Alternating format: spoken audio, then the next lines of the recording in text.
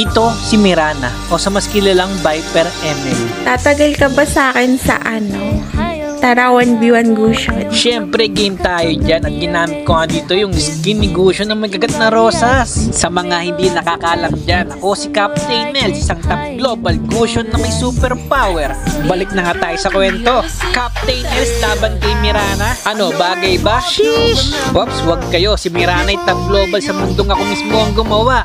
Para ako lang pwedeng bumisita. Sa laban nga namin na ito, 5 kills lang siya nga ang panalo. Paano nga ba magpasaya ng isang babae? Napakasimple lang naman, hindi naman lahat ng bagay idadaan sa material na bagay. Pero hindi ko sinasabi na lahat ng babae ganyan ang nais.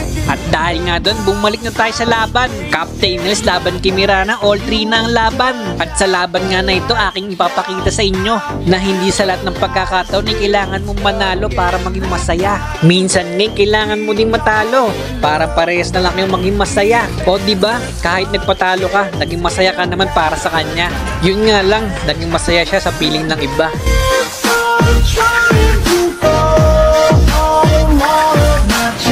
Nakakalimutan na nga ng iba ang larong ML para mag-enjoy, hindi para mang-away.